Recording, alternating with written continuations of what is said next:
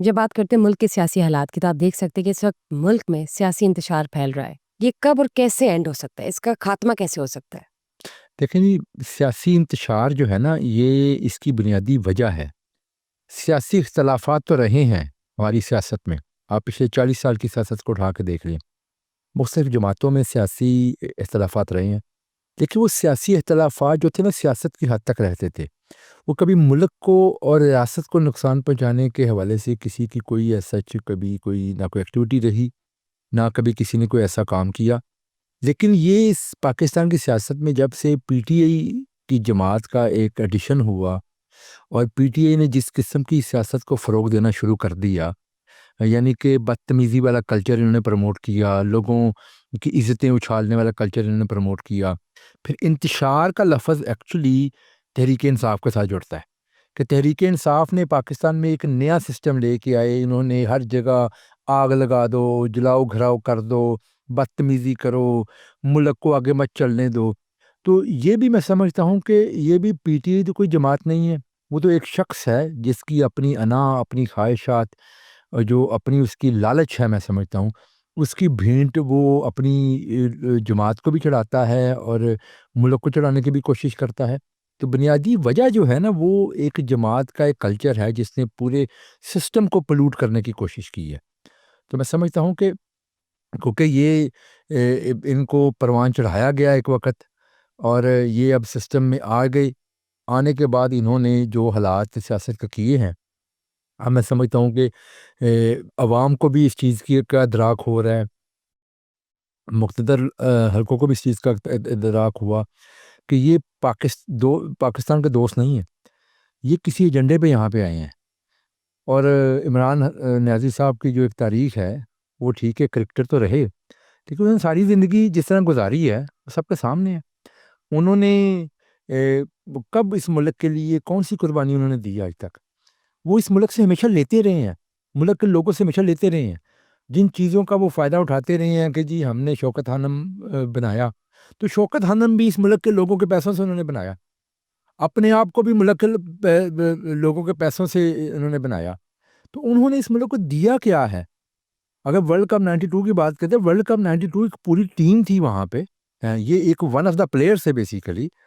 تو میں سمجھتا ہوں کہ سیاست میں نہیں آنا چاہیے تھا. اس سیاست میں تو انہوں نے آ کے پلوٹ کر دیا پورے سسٹم کو.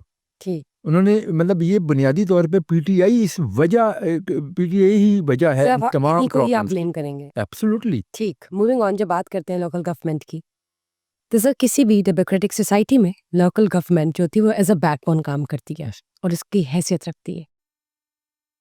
موجودہ حکومتوں کی جب ہم بات کرتے ہیں یا حکومت کی جو ترجیحات ہوتی ہیں، اس میں لوکل گورنمنٹ کی ریفارمز یا ان کی ڈیولپمنٹ کے کوئی پلانس نظر نہیں آتے. اس کی کیا وجہ ہے؟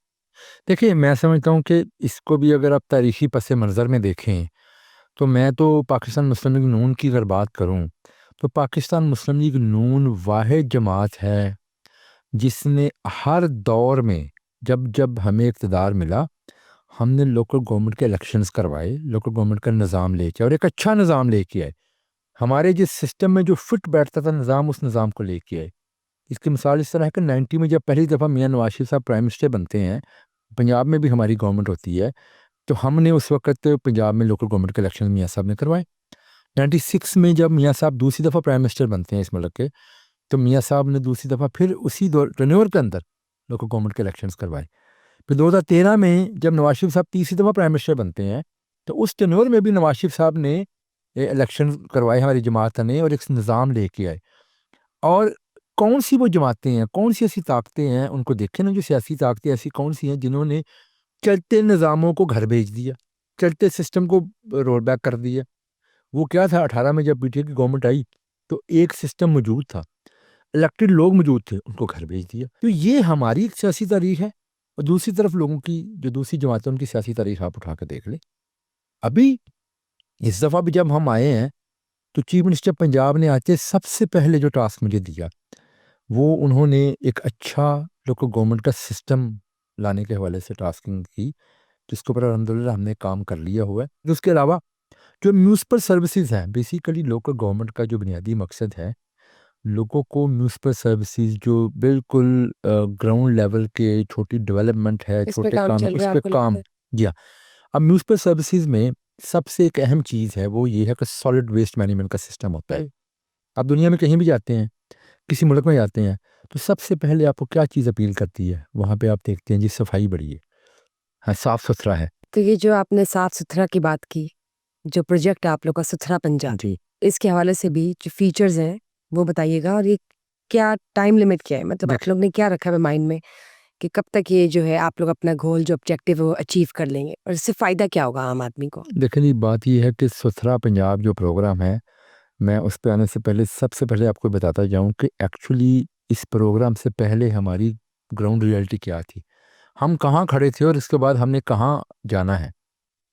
اس وقت صورتحال یہ تھی کہ پنجاب جو 13 کروڑ لوگوں کا صوبہ ہے، اس پنجاب میں ہمارے ہاں رورل ایریاز جو کہ 65 to 70% ہے، اس میں کوئی سالڈ ویسٹ مینجمنٹ کا سسٹم موجود ہی نہیں، سرے سے موجود نہیں، اور آج تک کبھی نہیں بنا.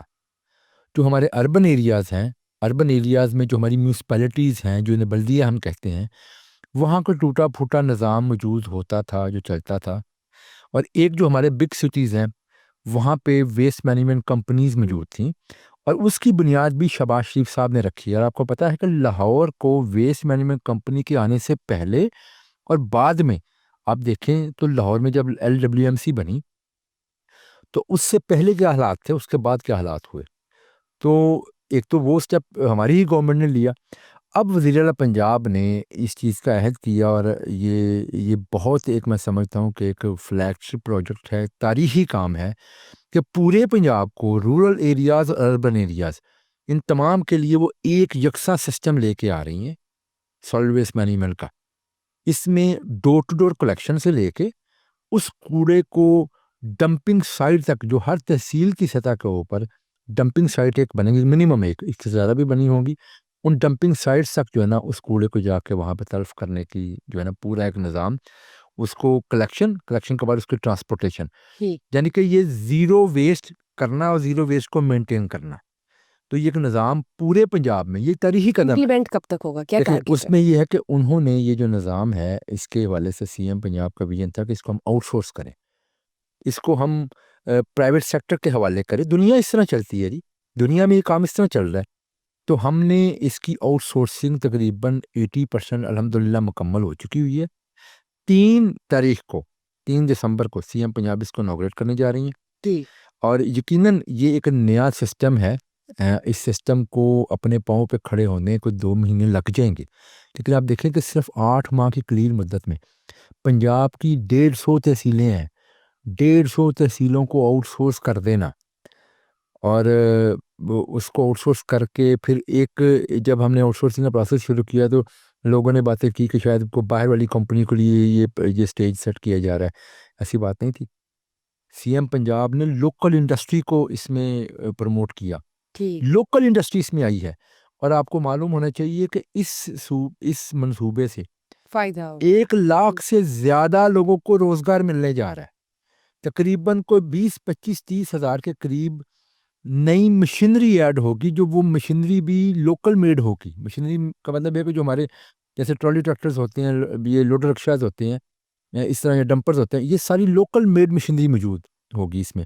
تو آپ دیکھیں کہ اس کا کتنا زیادہ امپیکٹ آئے گا آپ کی لوکل انڈسٹری کو، اکانومی کا پہیہ چلے گا، ماحول صاف ہوگا. کیونکہ جب تک سالڈ ویسٹ کا کوئی سسٹم موجود نہ ہو تب تک آپ لوگوں کو صاف ماحول پرووائڈ نہیں کر سکتے. یہی کاز بنتا ہے سیوریج کا، ڈرینیج کی بلاکیج کا، جس سے بھی کئی بیماریاں پھیلتی ہیں. ٹھیک ہے، یہ تو آپ نے ویژن بتایا نا، انوگریشن جو ہے 3 دسمبر، لیٹس سی ان کے بعد کتنی جلدی امپلیمنٹ ہوتا ہے. گریجویٹ انشاءاللہ ہوگا جی، اس کو آؤٹ سورسنگ ہم نے کر آؤٹ پٹ ہے وہ سامنے آتی جی ہے، سب دیکھیں گے. سر جب بات کرتے ہیں اگین لوکل گورنمنٹ کی، تو یہ بتائیے کہ آپ کو نہیں لگتا کہ جنرلی جب بات کرتے ہیں لوکل گورنمنٹ کے اختیارات کو محدود کرنے سے گورننس پر فائدہ ہو رہا ہے یا نقصان ہو رہا ہے؟ دیکھیں جی، میں سمجھتا ہوں کہ لوکل گورنمنٹ کے اختیارات کو محدود نہ کوئی کرنا چاہیے، اور نہ ہی ہماری ایک سیاسی تاریخ جیسے میں نے بیان کی، نہ ہم نے کبھی یہ کام کیا ہے. ہم تو لوکل گورنمنٹ کو امپاور کرنے کے حوالے سے ہماری پارٹی کا ہمیشہ یہ بڑا ہمارے مینیفیسٹو کا حصہ ہے یہ.